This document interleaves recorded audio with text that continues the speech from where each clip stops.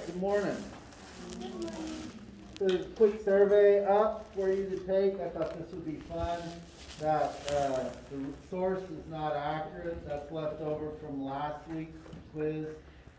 I just recycled the same slide and I forgot to delete that information. I changed of course, the survey, but because it's already formatted, I just recycled the formatted slide. So I'll give it about 30 more seconds and I'll close it out. See that there's been 60 respondents already. What you do want to do is, I will make this quick announcement. I know I have no attendance or participation grade. I combined two words in this class. But what I will say is that the powers that trump me, which is the University of North Texas, which I didn't know until this past week, will randomly send me an audit of students that have been in class or have not been in class. I had to complete that audit. The only resources that I have to tell if you've been here, because I don't take attendance, is one, the iClicker. It does keep who's filling out the form for me. Two, the number of times you've accessed the Canvas page. And so at this point in the semester, the average number of times any particular student has been in the Canvas is about 1,000 times. That seems like a lot, but for those that are following through in the class like that, that's not. When I had some students that were less than 100 in there and have never checked in on iClicker and had never handed in an assignment. This class, out of 217, I only had 2 students that was the case. And so I have to send to UNT the fact that, and the simple question is, has this student been to class at least once? Well, if I've got no assignments, they're accessing Canvas less than 100 times when the average in the class is 1,000, and I don't have any iClicker check-ins, then I have to say no. And so UNT's already talked to those students, I know, because those students have sent me emails. So if you haven't gotten an email from UNT, you know you're not that student. But my point of telling you all of this is apparently that happens, and remember I'm new to UNT, periodically through the semester, and I think it's just the way UNT can do follow-up if a student's at threat of failing a class or something like that. So that maybe before the drop days and times you can still get some money back. I don't know. I don't think you can get any money back at this point if you drop. I think that's passed. But trying to help students protect their grades. So I'm not sure why UNT does it. Other universities I've been at have done that too. It just escaped me that UNT would do that. I don't know. I just wasn't thinking about it. Right, I just tell you that to give you a heads up about that, is that I will get periodically audited through the semester. And so all I'm saying is just make sure you're at least participating in some of these iClicker things. What I am going to do in the future with iClicker is, and I created the class in this way that because of the whole COVID thing, gave you guys options on how to be here or not be here without being punished. But like I said early on, I do prefer you to be in class. But in the future, one of my iClicker slides, your response to it, there will be extra credit that I will use if you respond to that. And the clicker will clearly say, this is an extra credit question. I have not done that in the lecture today. I have started it in some of my other classes.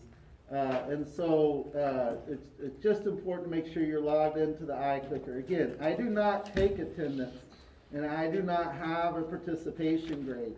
What I am going to do instead is to give extra credit periodically for iClicker responses. Nothing in the lecture today is that, so I'm going to give you a heads up so in the future you'll know to have your iClicker tuned up and ready to go. And it will just be a one slide. Plus, what I have started doing is there are slides the questions that are iClicker slides, and there's not many, but there's a few. Looks eerily similar to what you may see on an exam or quiz. I've already started working on, you've completed your next quiz today, but I've already started working on the next exam as well as quizzes. And so what I'm trying to do, as per some requests from students, and I thought it was fair, is to kind of have some places through the lecture periodically that kind of can begin prepping you for the exam. So just giving you those heads up on how we're going to move forward. We have looked at all of the field observation ones. Those grades are in, so if you haven't looked at your grade, they're in there. There's about 63 students out of 217 that did not complete a peer review. Your grade is reflective of that. I am going to meet, which is 30% of the class, over in my other section of this class. It's about the same percentage. It's a 55 student class, and about 30% of that class also hasn't completed peer reviews. I'm going to talk with my TAs on Thursday. If you did, and I've already had one or two students say they graded for not completing a peer review, and sent me an email, and I went in and I found their peer review. If I cannot find your peer review in Canvas, you did not do a peer review. I just want to be clear about that. I made an announcement last week in the classroom giving you a heads up on how to complete that. And so I'll process it out with the TAs, and I'll make the decision, but I just need to talk it through, because I have a lot of thoughts about my feelings about that. One of the first thoughts is there's 150 students that were able to figure it out. And then my other thought is, why is 30% of the class not figuring it out? So I've got to figure out how I feel about that as we move forward. Again, I'll probably post the next field observation here on Thursday, if not Thursday, sometime at the end of this week or early next week, for us to get going on it. It's already been created. I've had it finished for about 2 weeks. But I just wanted us to kind of see how it played out, because I had noticed that there were a few students that were not doing the peer reviews, and I want to find out why. So I need to go look in the Canvas classroom and see what's inhibiting that 30% of the class from being able to do that. I can't speak to it right now. I have no idea. I just know there's 63 that did not complete a peer review. Of that 63, only one person did not have an assigned peer review. And so, and in my other class, nobody was not assigned a peer review. And so I have to figure out why people are not seeing those peer reviews, and some people are. I just don't understand that. So once I understand it, I'll be able to speak to it more fully and make sure the grades are more reflective of that. But right now, great job.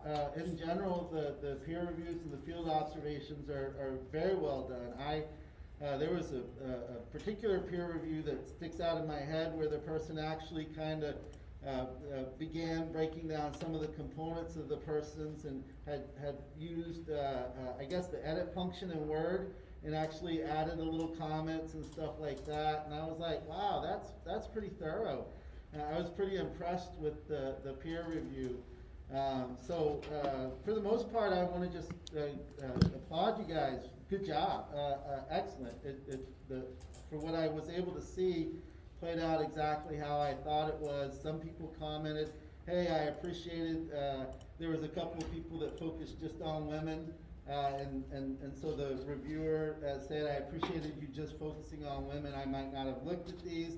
There are some that just focused on Latino or African American or other gender non-binary folks, and the peer reviewer said, hey, I wouldn't have known this if you hadn't focused on these. There's some people that focus only on social psychologists in the Dallas-Fort Worth area, which for me, myself, I didn't know that, and talked about who's at University of Texas Arlington, and who's at here, University of North Texas, and then University of Texas, Dallas. So it's just interesting to see how people approached the assignment in identifying social psychologists, and I really appreciated the effort that you guys did that. So overall, I'm very impressed at the quality of work that you guys did. So thank you very much for your hard work. I think you'll enjoy the next field observation as much, and I think you'll enjoy the last field observation a lot. So just want to speak kudos to that. But again, we'll work through that just with the grade. There will be a curve on the grade. I am going to move the class average to 75. Right now, the class average sits at 61. And that'll probably happen Thursday, if not Thursday, by next class period, Tuesday. So you'll see that reflected in your grade. Part of it is I'm still waiting, and that student had until this morning at class period to put the answer, to finish it because of technical difficulties. Plus, I've had some folks that have been out because of COVID, that I've had to make sure I gave them the appropriate amount of time to complete the exam. But all that should be done at this class period. The answers should be there now. You'll have a week to look at those answers. That might be something you want to do as you prepare for the final. If for those that are choosing to take the final, remember it's an optional final. But I just wanted to give you some heads up about that information. Is there any questions about any of that housekeeping stuff before I jump into today's lecture? No? Okay. Good job, guys. You're doing a really good job. We're all trying to figure this out together for the most part. You know, I've stated this before. I know the exam was hard. I am using a test bank. I do take the exam myself before I publish it to kind of know the way it is. We will not use Lockdown Browser in the future. I'm going to move away from that. What we will do is, and that was set up on this one too, and so the way I use the test bank is no two students take the same exam. And this isn't true on the quiz. Well, it's true on the quiz that no two students take the quiz, but I'm not going to time the quiz. The quizzes are really set up for you to motivate you to be prepared when you come into lecture so that you can get the most out of the lecture today. And I was actually really impressed at the last class period. I could tell by some of the questions who's been reading the material and who has, well, I could tell who's been reading the material. Yes, ma'am.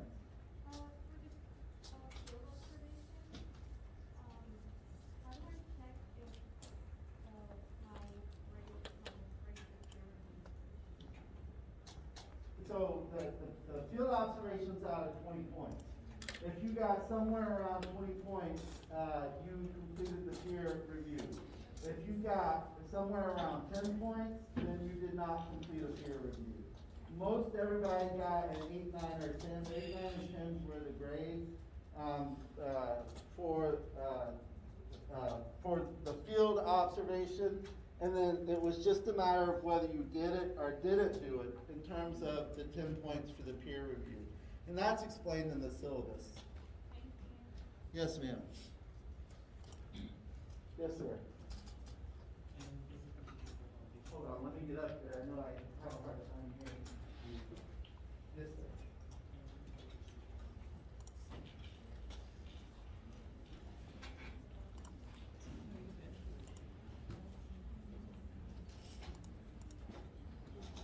So the question is, some people were able to do it and some people weren't able to do it, even though I said how to do it. And he's asking me, and so I'm trying to figure out how I feel about it as well. Is that right?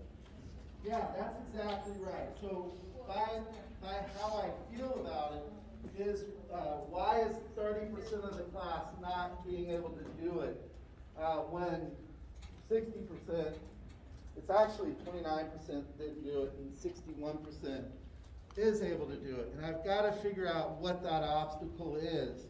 I don't want to say anything right now. I have a very strong opinion about how I feel about it. And so I need to process that out before I make a finite decision. That's all I'm going to say about it right now, because I don't know, I know what I want to do, but I don't, there was one person that was not actually assigned a peer review. And so I don't know why that happened in Canvas. And so I just have to figure that out and figure out what the obstacles were to that, particularly as we move into the next assignment. So that's my response. Does that answer your question? Yeah, he's not paying attention. Okay. Yes. Okay. All right, so let me close this. Let's get into this. Any other questions? I know I was thinking about something else. Somebody had another question? I answered your question about the peer review? Okay. All right. All right, so those are all done at this point. I thought it would take us longer, but we were able to move through it pretty quickly. So I was actually pleased, and I was actually, like I said, pretty impressed by what I was reading. Thank you guys. All right, so what's your favorite midnight snack? Popcorns, nuts, fruit, sandwich, junk food, leftovers, mac and cheese. Let's see what the results are. Oh, we have most of the classes junk food, cookies, brownies, etc. Yeah, I can do that too. Had a good group that are more the healthy snackers, popcorn, nuts, and fruit. And then we had a good group that's kind of pizza, fast food, Taco Bell, etc. Good, thank you. All right, let's jump into today's lesson. I love this chapter. All right, so we started with Glory by Common and John Legend. The song, which invokes a call to end racial injustice. Common goes on the metaphorical note, how serious such individuals take the pursuit of freedom, an endeavor which to them is like religion or a way of life.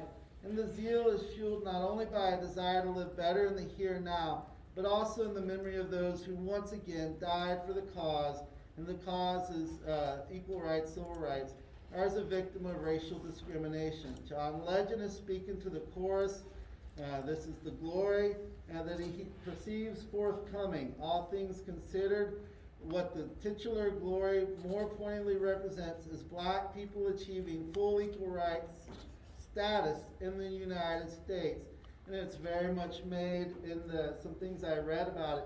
And I'm also very familiar with this song because in my master's level and doctoral level multicultural class that I haven't taught in a few years, but that I do teach, I use this song because I think it's so based in the idea of Martin Luther King's I Have a Dream speech.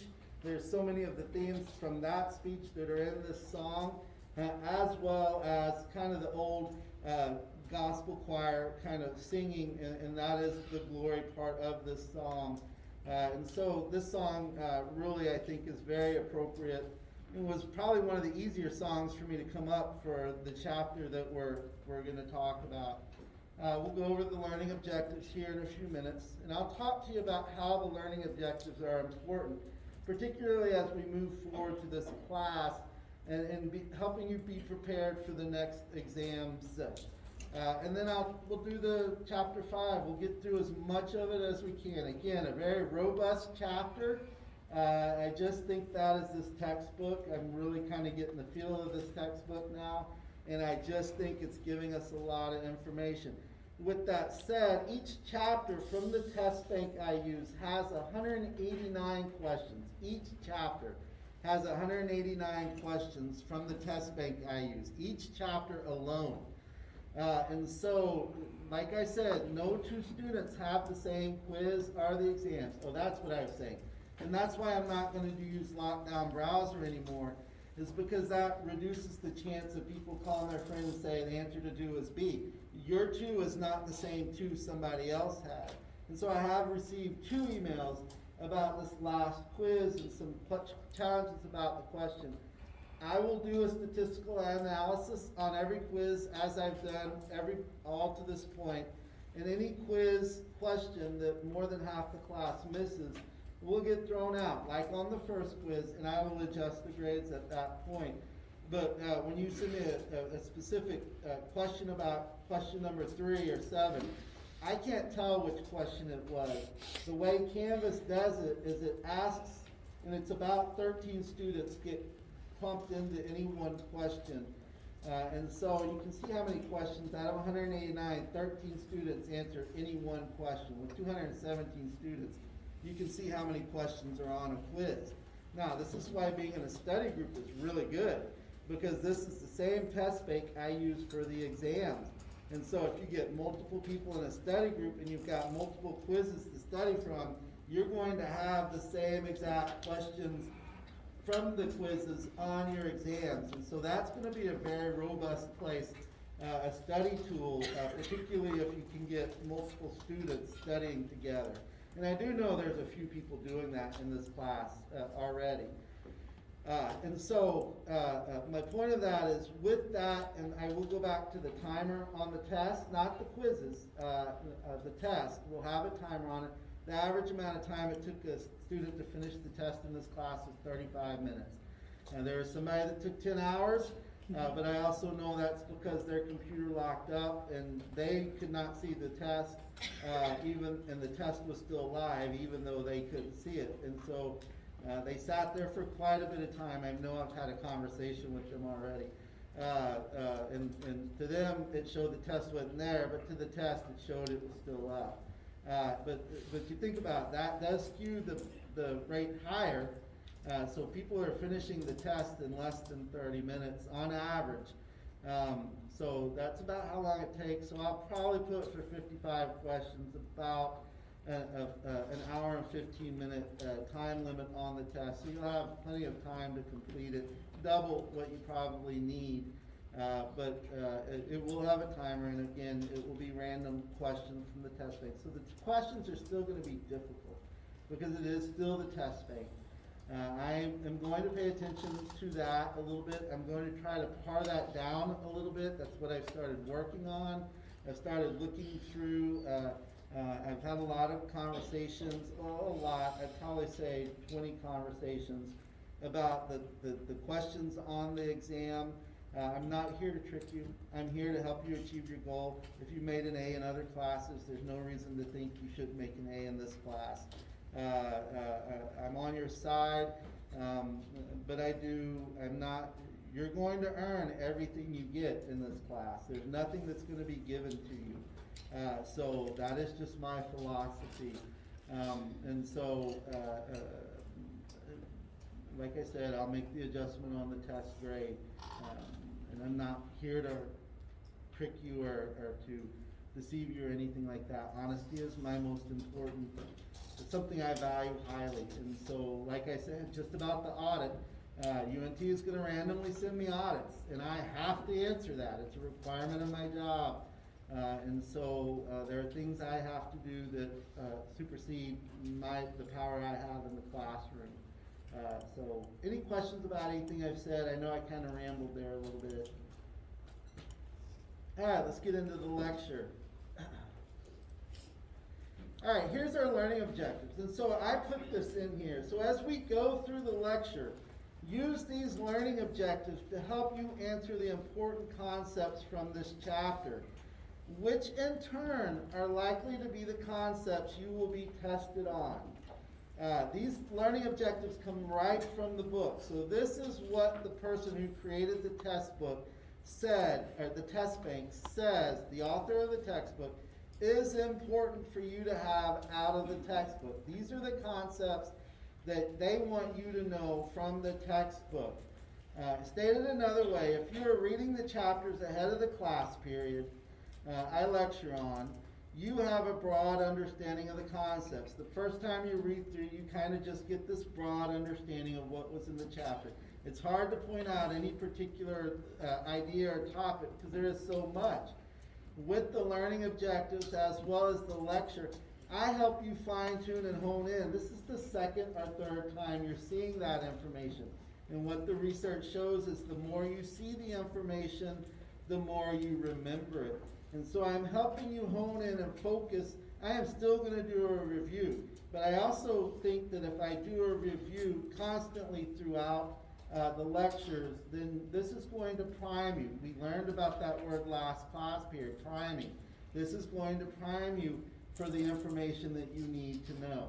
And so that is the value of the classroom lecture, is that I'm restating things giving you examples of how to use that information a lot of times. Sometimes I'm just going over the concept, and that's how to use this. But if you use these learning objectives to help guide how you follow the lecture today, this will create a robust set of knowledge for you as you tackle the exams and the quizzes you've already done.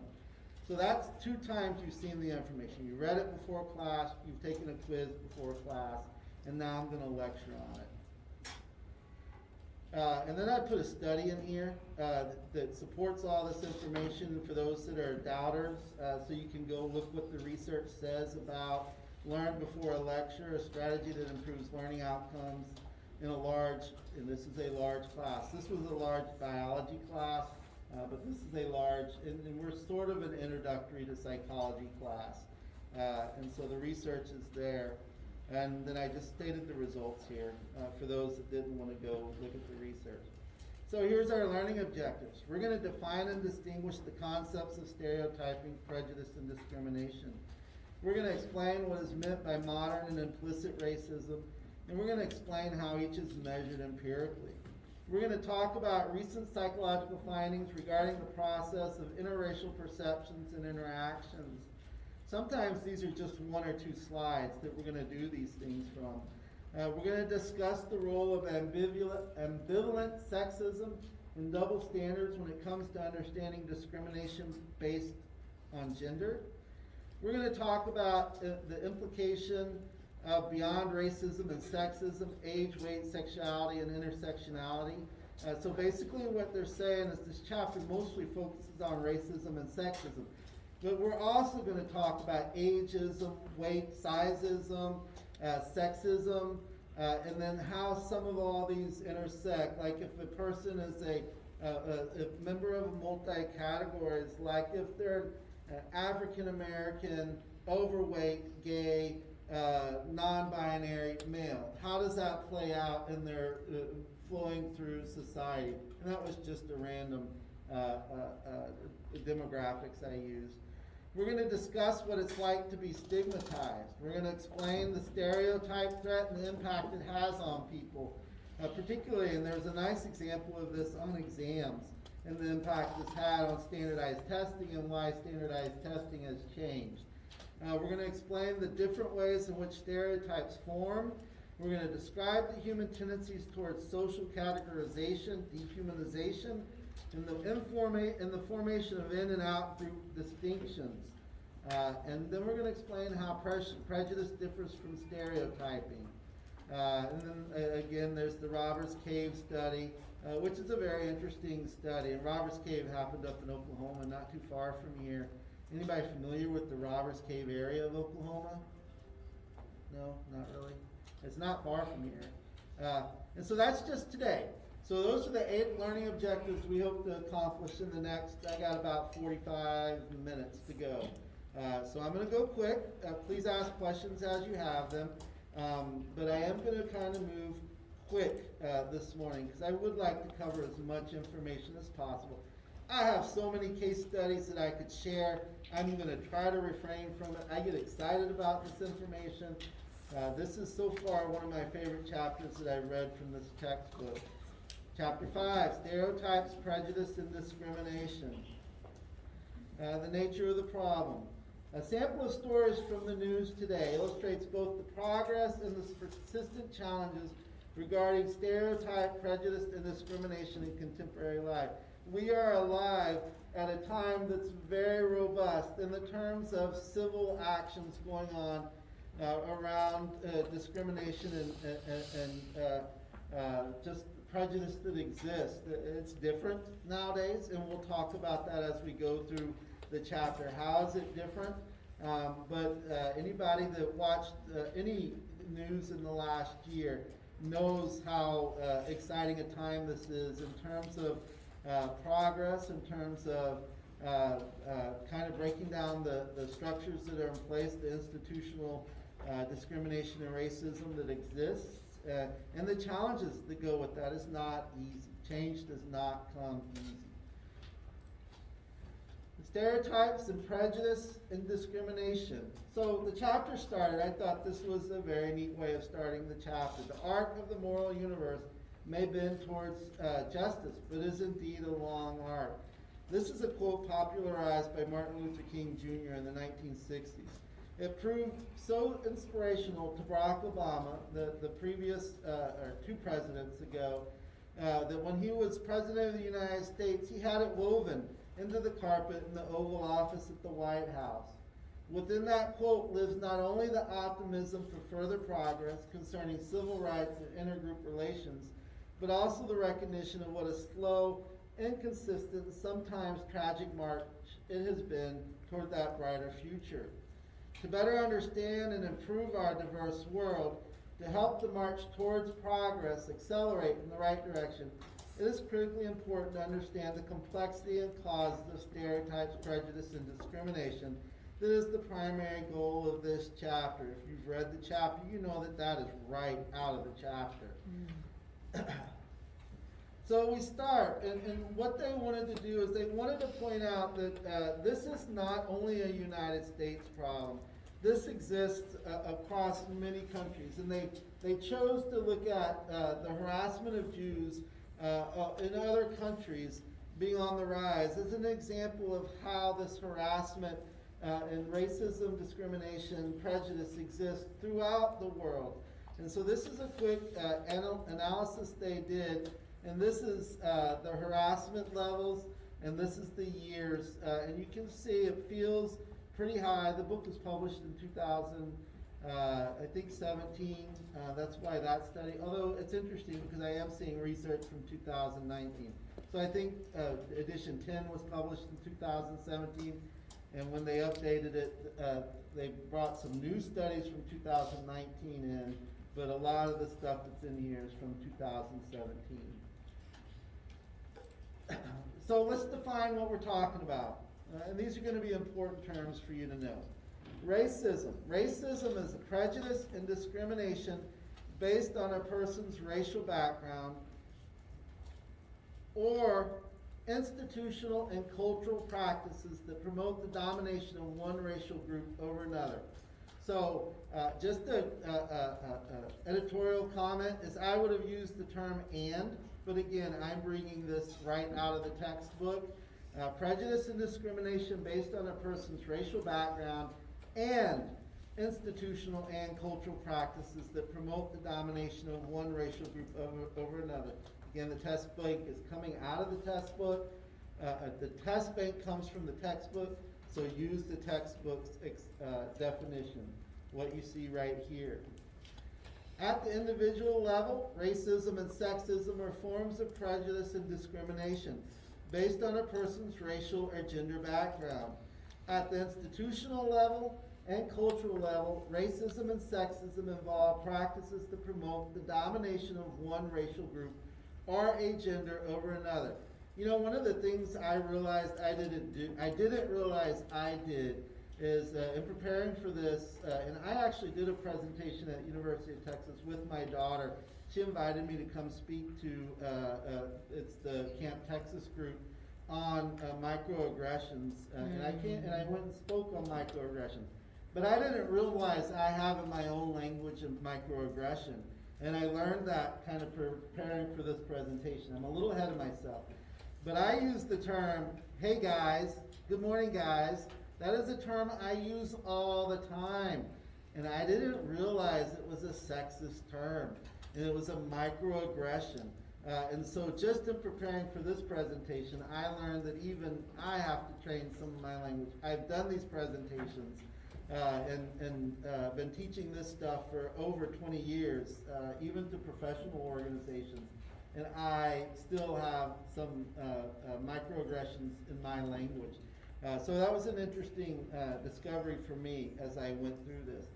Sexism is prejudice and discrimination based on a person's gender and institutional and cultural practices that promote the domination of one gender over another.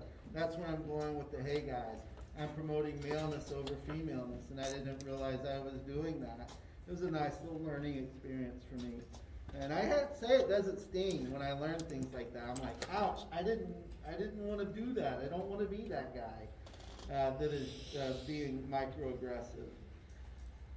So stereotypes. What are stereotypes? It's a belief or association that links a whole group of people with certain traits or characteristics. Stereotypes are beliefs or associations that link groups of people with certain characteristics. Prejudice refers to negative feelings towards people based on their membership in certain groups. Discrimination is a behavior directed against people because of their membership in a particular group. So let's do that again.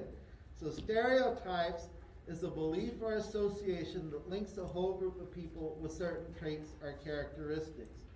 For example, I'm a Dallas Cowboy fan. A stereotype about me is that I am blind to, in any conversation of the Dallas Cowboys not being a good team. And so that is a stereotype you may have about me. That dude, he keeps coming into class and talking about the Dallas Cowboys.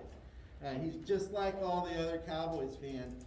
Last week when they lost, he's probably on Twitter talking about, wow, the Cowboys had a moral victory. My wife quite clearly states, a loss is a loss. There is no moral victory. And again, as a Cowboy fan, I'm one of those people that try to find the good and the bad, and believe me, there's been a lot of bad as of late. And so that is a stereotype you may have about me and the group I belong to as Dallas Cowboy fans. A prejudice is negative feelings about others because of their connection to a social group. So if you're a Pittsburgh Steelers fan or a Green Bay Packer fan, you're going to be prejudiced against me because I am a Dallas Cowboy fan. You're going to have negative feelings about me and those of us that are Dallas Cowboy fans because of our connection to being Dallas Cowboy fans. And I'm using lighthearted examples because that's easier, easier way and keeps people out of their language and their opinions that they have. Who cares if I'm a Dallas Cowboy fan? But it's an easy way of showing what a stereotype and a prejudice is. And discrimination is it concerns behaviors, specifically negative behaviors directed against persons because of their membership in a particular group. So you don't talk to me because I am a Dallas Cowboy fan. Or you see me in a negative light, and you may offer the other three people to get them a cup of coffee, but you're not going to get me a cup of coffee because I am a Dallas Cowboy fan. You are discriminating against me. That is a negative behavior directed against me because of my membership in a particular group. So there's stereotypes, prejudices, and discrimination. So research indicates that racial prejudice and discrimination have been decreasing in the United States. This is great to hear. So then how can it feel so tense and stressful around these issues? So I want to talk in particular about a study. In a classic study, Ethnic Stereotypes, published in 1933 by Katz and Braley, found that white college students viewed the average white American as smart, industrious, and ambitious. And they saw the average black American as superstitious, ignorant, lazy, and happy-go-lucky. So this was a 1933 study. You got to remember the zeitgeist of our culture. I'm not saying it's okay or not okay. I'm just trying to help put it in context socially. Follow-up studies with students conducted from 1951 through 2001 said these negative images of blacks largely faded and were replaced by more favorable images. So this is research suggesting that that overt racial prejudice is kind of on the decline. And so they're able to specifically state that, for example, these studies are showing 75% of white participants chose lazy as a trait to describe black Americans in 1933, whereas only 5% did so 60 years later. And so you can see that some of the overt prejudice is kind of declining. Changes in attitudes towards interracial marriages. So this is something of particular interest to me. I'm going to stay focused. I promise I won't drift off topic. Changes in attitudes towards interracial marriages. This is showing in 1959 how many people approved of marriage between blacks and whites. And this is showing in 2013 how many people approved of marriages between blacks and whites. 1967, right about here, it was illegal in many places in the United States. It's called anti-miscegenization laws. And there's a movie about this called Loving. And it talks about the first interracial couple, or a interracial couple that in the South that got married despite the fact it was illegal to do so. I could not be, in my lifetime, well, it's actually a year before I'm born, it's illegal, it was illegal to be in the kind of relationship I'm in this country. And so that just speaks to how prevalent this idea of blacks and whites being in marriage relationships. It was the first one in the South to legally be done and then be taken to court. Yes, to be challenged. That's exactly right. The Loving, the story of the Loving, and it's about how all that unfolded. They actually challenged the laws. Like, well, I don't want to get into it. There's a lot of stuff going on in our culture today about laws that are getting put in place, and now there are people admitting that they're doing things that are against the law for the purpose of taking it to court and challenging it at the Supreme Court level. And so that's our country. We're based on laws. Yes? What were the causes of like the really stark jump in 95 there? Because it goes from just flatline to... Yeah, so like right here and then boom, it comes up. I can't speak to that. The text actually didn't address that. I don't know that information personally. That would be a very interesting question. I do agree with you. What is that question? Because you can see it's just kind of gradually increasing, and then something happens in 95. Think about the culture of our country in 95. I was actually out of the country in 95. I was in Thailand. And so I don't know I don't know what was going on in our society at that time. I wasn't here. And so I can't speak to anything that I experienced. But you can look politically, you can look at what happened in the presidential elections. I do know that Bush and Clinton were around there. Bush 1 and Clinton were around there. Bush 2 and Clinton were around there. Not Bill, not Hillary. I don't know what's going on at that time. What the zeitgeist of the culture at that time is. I wasn't around in 95 to be able to speak to that personally. And the book didn't really talk about that. That's a good question. Yeah. You have any guesses? Anybody have any guesses? What was going on in 95? I mean, I couldn't even make a guess because I wasn't in this country at that point. Yes? I didn't hear you. Going into A new century, yeah, moving from the 90s into the 2000s. You know, this is, the 90s is when most of the millennials were born. There was the whole Y2K problem. We had that fear. Gosh, I don't know. That makes sense to me. So, there's a lot of information on this slide. So systematic forms of discrimination persist. So even though it looks like it's getting better in terms of overt racism, there are some systematic forms of discrimination that persist. When we talk about systems, remember that is institutions, okay?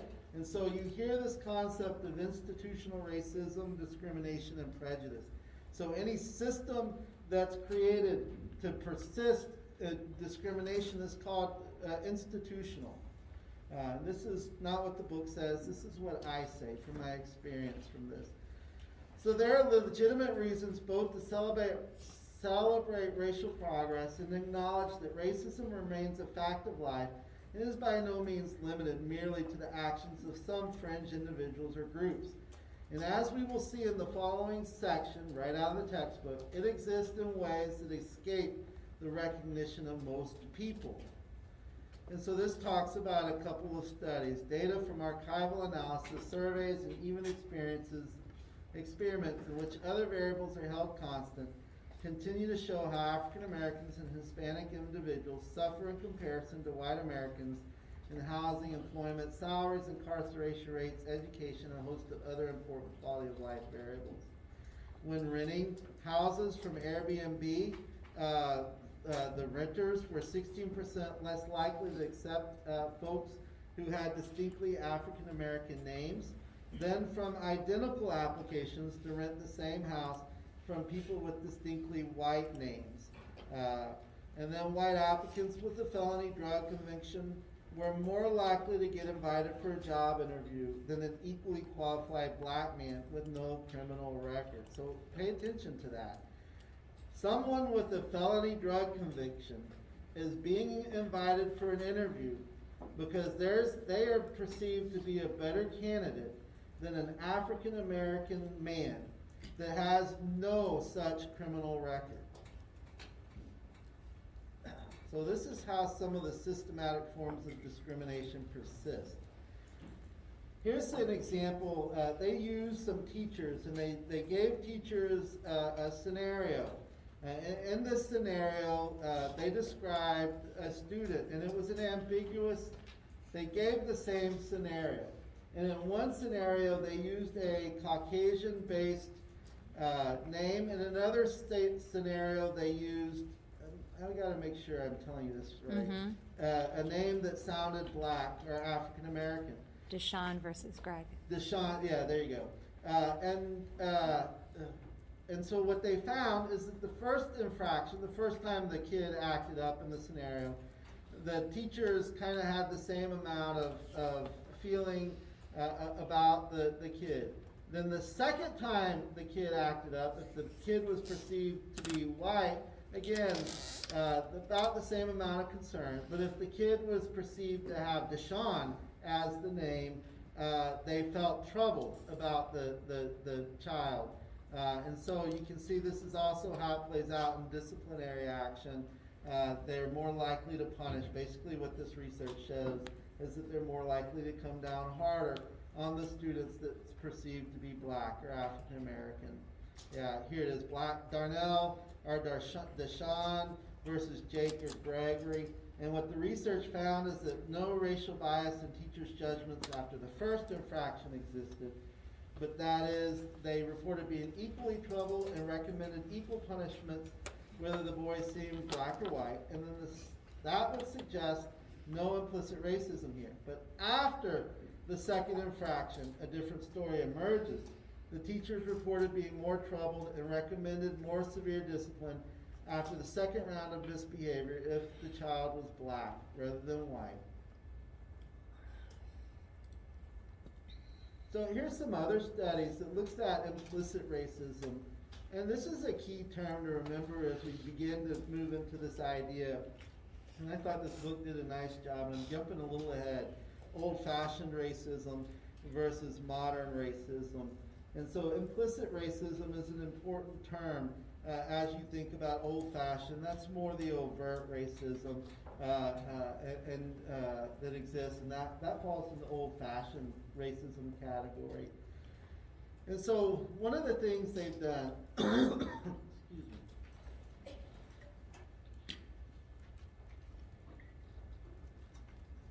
is that there's this test that they've created. It's called the implicit association test. And it was created by Anthony Greenwald and others in '98. The IAT measures the extent to which two concepts are associated. It measures implicit racism towards African Americans by comparing how quickly participants associate African American cues, such as a black face, with negative or positive concepts, compared to how quickly they associate European American cues with the same concept. If someone is consistently slower identifying something good after seeing a black face than a white face, for example, this would indicate a degree of implicit racism. Implicit racial bias, as measured by the AIT, I said AIT. IAT. Let me say that again.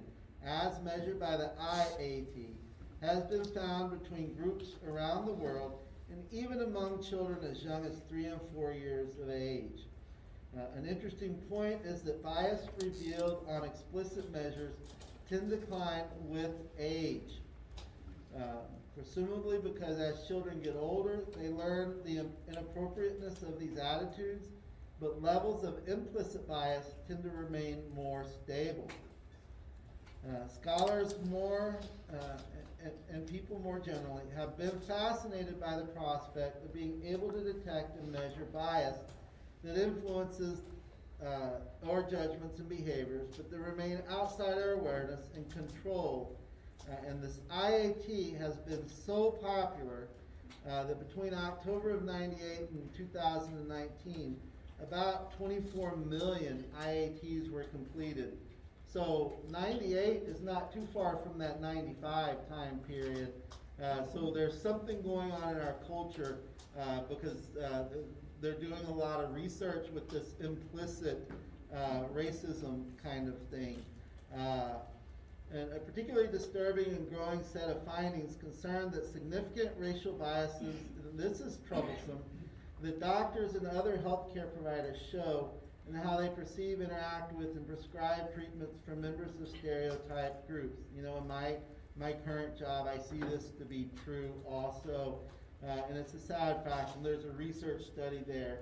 I don't know how to do it yet. I've got to think about it, but I do see that if two veterans come in with similar stories, the Caucasian veteran is giving a PTSD diagnosis, whereas the African American or Hispanic veteran, or even Asian American veteran, is given some kind of diagnosis, if given a diagnosis at all, that is substantially lower, even though they've described the same exact symptoms. I see this quite frequently, and I don't know how to turn that into a research project. Again, I'm there to treat, not research, but it is something that is pretty strongly present. So much so, I have a cousin that is a pretty successful attorney. He's actually working on the Deshaun Watson legal case that I've thought about approaching him, and he's actually been before the Supreme Court, and approaching him and having a conversation with him about how do we turn this into a research or a lawsuit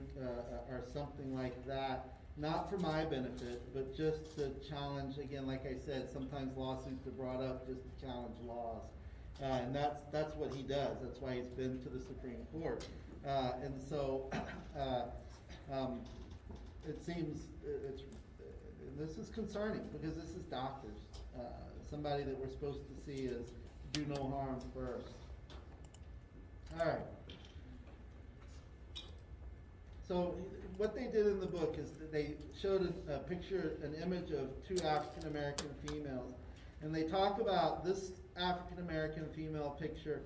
People are more likely, because it's a more African American dominant picture, and let me say what the study said, because that does a better job. This is Vigoloni and others. It surveyed more than 12,000 adult black women in prison in North Carolina. The chances that if the two women depicted here were each found guilty of a crime, the woman to the left, whose face would be considered more stereotypically black, would receive a longer prison sentence than the woman on the right. Simply in front of a court, presenting to judges the same kind of crimes, this person would get a longer prison sentence than this person, simply because of their phenotype. And the phenotype, you don't have to know that for this chapter, but phenotype is what we look like. That's and how we make decisions based on what we look like. The only variable that could affect why someone got a longer prison term than another was the phenotypical appearance of a person.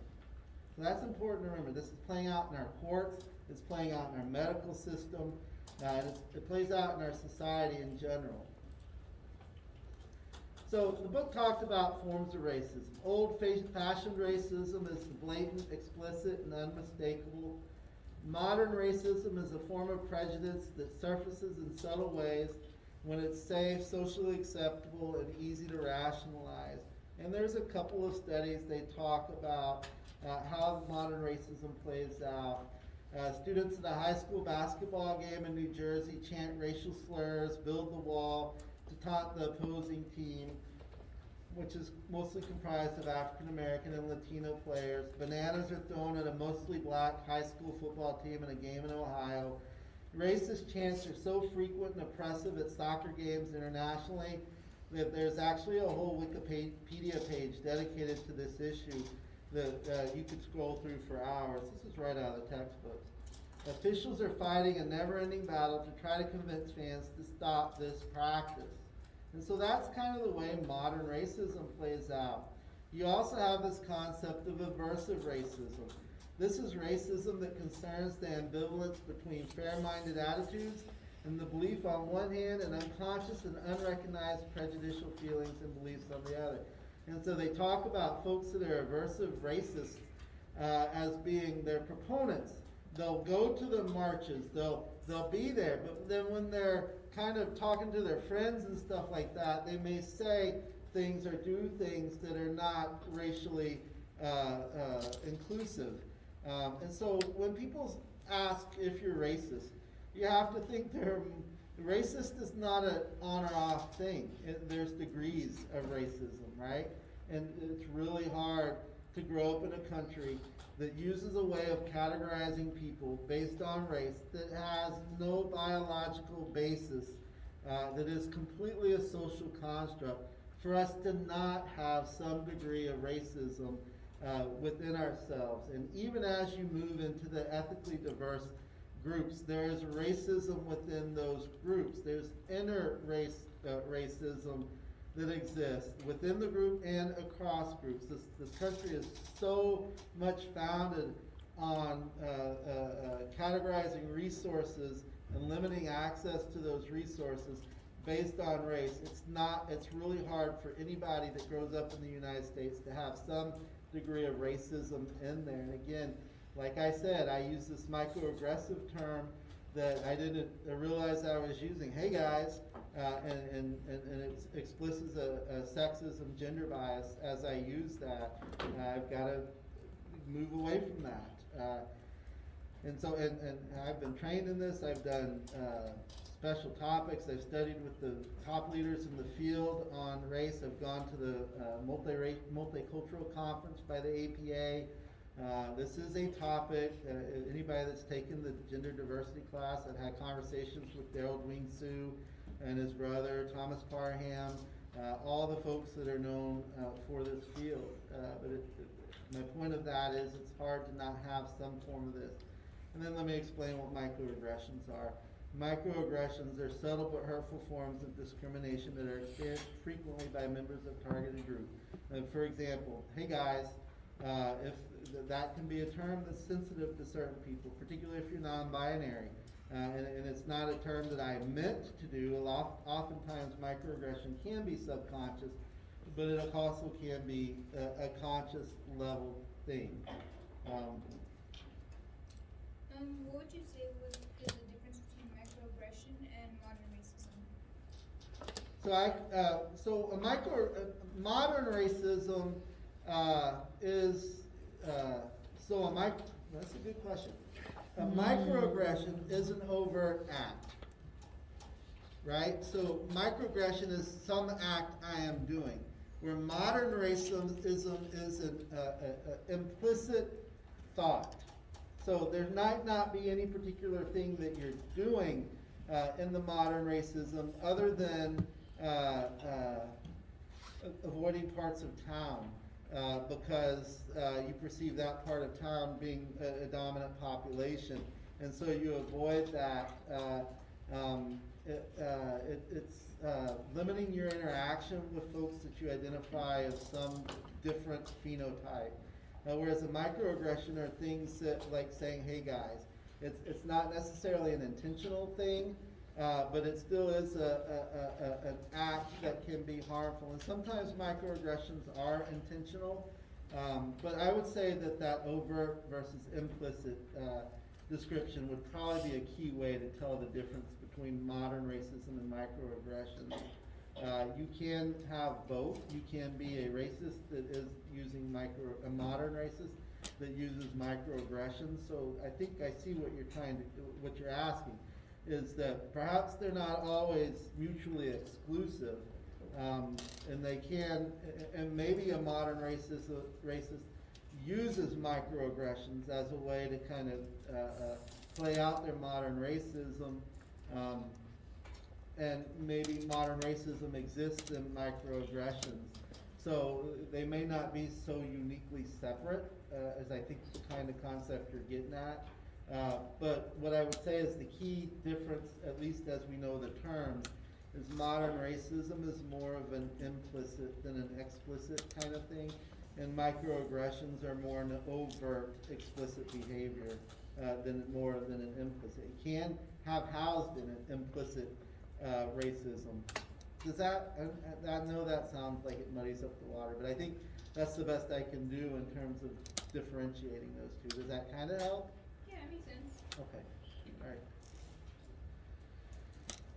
And so modern racism, let's talk a little bit about that. Modern racism, and this might help because we're going to talk a little more detailed about each one.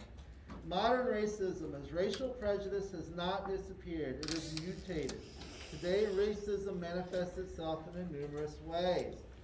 Racists first avoid any meaningful contact with minority groups. Again, that's that. I stay away from a certain side of town because I think that group might have a large presence there. I avoid certain religious groups, those kinds of things.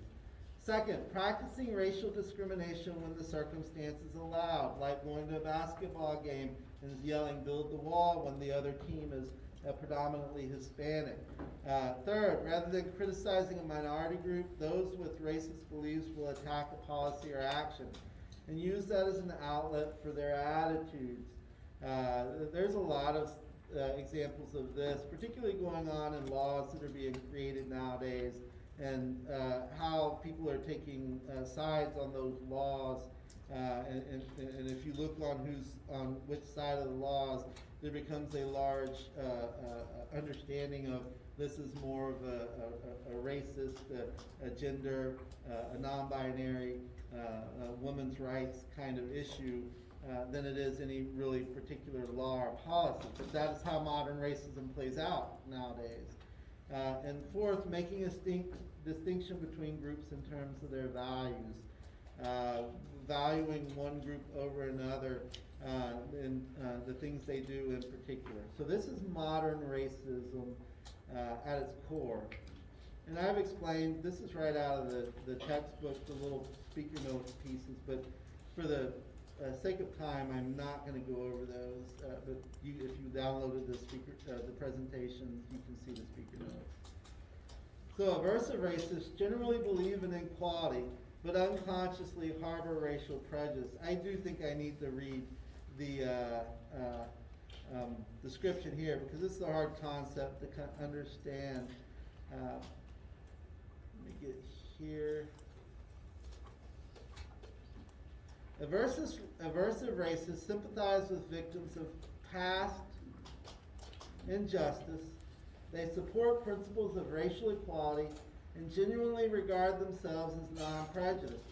But at the same time, they possess conflicting, often non-conscious negative feelings and beliefs about blacks that are rooted in basic psychological processes.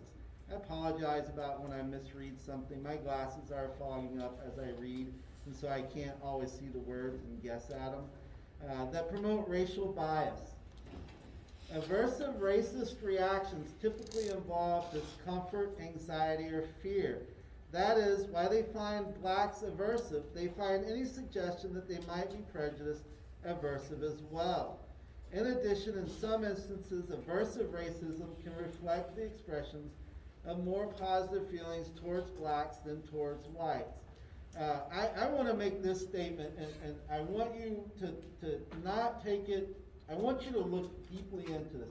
One of the conversations my wife and I commonly have is that people say, and we hear this a lot when we're In groups that are predominantly African American or black, they say I have a white friend. When we're in groups that are largely Caucasian or Anglo phenotypes, they say I have a black friend. And so that's kind of speaking that I'm an expert on that group because I have a friend that's from that group. This is beginning to get at aversive racism. When people say things like that, that's the aversive racism. I have a black friend that says this behavior is okay, so I do it. Or I have a white friend that says this behavior is okay, so I do it. But in general, if you only have one friend from a different phenotype group, you're generally avoiding that group. It's really hard to do that in society. So what you're speaking to, and anytime I hear that I have one friend, and it happens all the time, I right in my head automatically, I can't help it, but I go to this place that person has aversive racism in them. It doesn't mean that's accurate. Again, remember last chapter, that perception, it doesn't matter what really is, it just matters what the person perceives it to be, right? We don't see the world as the world really is, we see the world as we are, and so that's part of that challenge. But for me, that's kind of this aversive racism. That's how you see aversive racism. If you only have one friend from a different ethnic group, you're probably an aversive racist because you're avoiding that other group.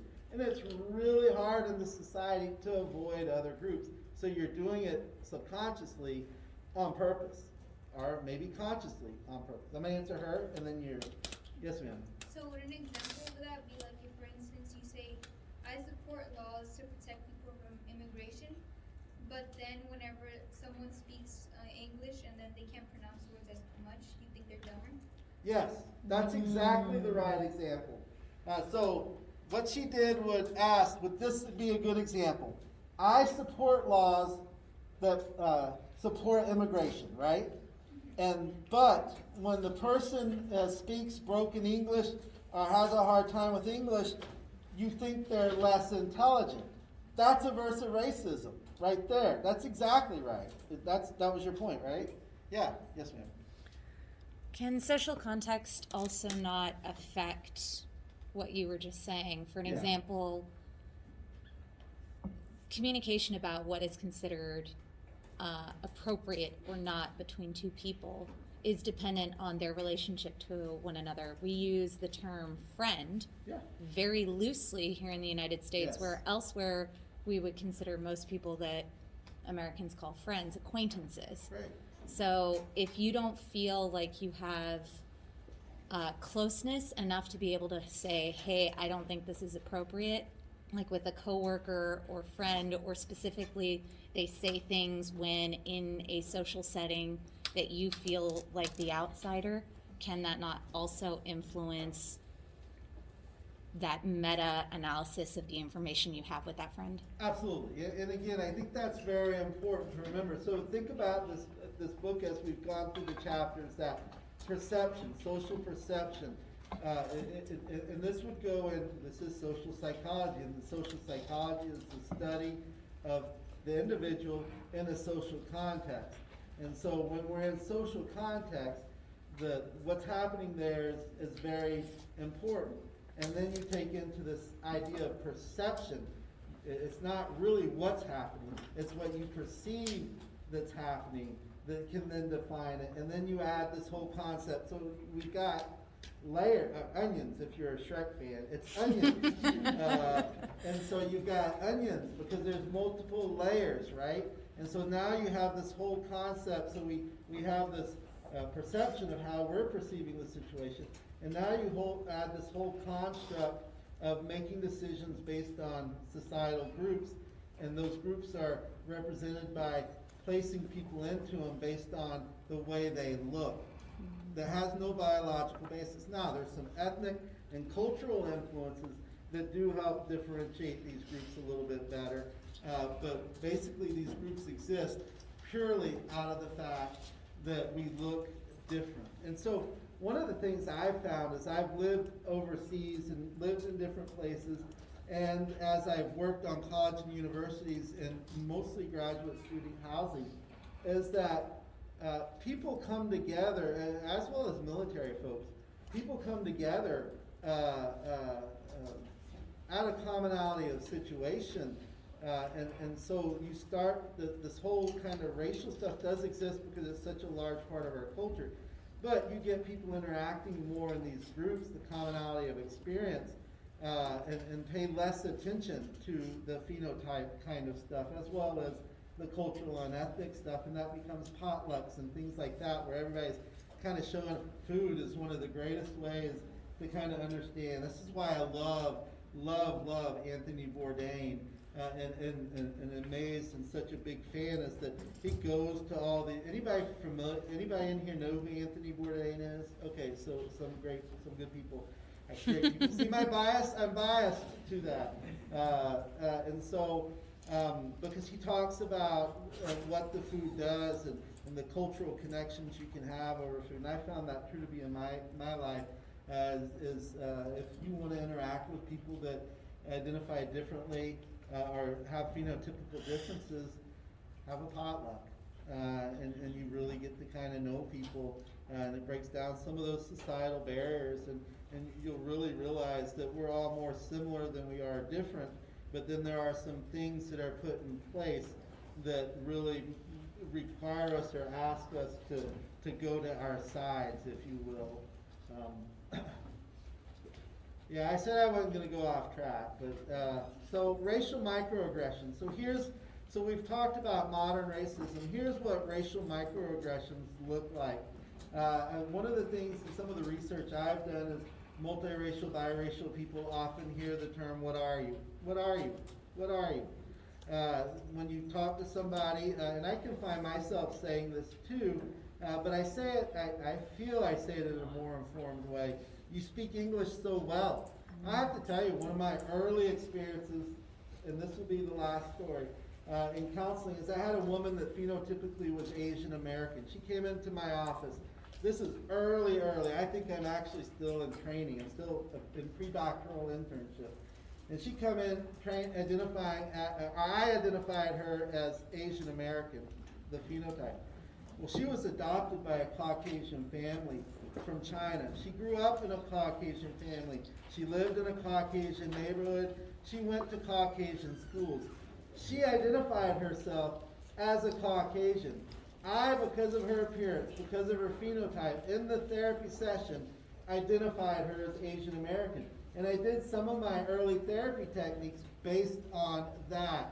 And that was a microaggression. And when she realized I was doing that, it was phenomenal. Because sometimes people have to get angry in therapy. She got really angry at me. And we had, for probably about 2 sessions, she just kind of lit into me. And it really was an unfortunate experience because I wish we wouldn't have done that. But in the end, I was glad we did because it was a microcosm of the disconnect. And some of it was for her and why people interacted with her the way they were and how she wanted. She grew up in a very privileged family. And so there was a lot of nobody ever challenged the fact that she has the right to believe she's Caucasian, and it was my responsibility to adjust to her ideas of her identity. But that's kind of how microaggressions play out. These are some key terms about microaggressions. All right, that's the end of our class today. We'll try to race through the other 72 slides on Thursday, so I will cut my stories out. You guys have a nice couple of days. I'll see you on Thursday. Oh, 50 degrees tomorrow morning. If you have a class in the morning, make sure you wear a sweater. I just saw that on the news as I was leaving the house this morning. And I was like, oh my gosh. 50 degrees. I know, I love it. But I wouldn't have been prepared, right? All right. So if you have questions, meet me out the door. There's just because the other class is good for fast. And I'll be right out there in just a second.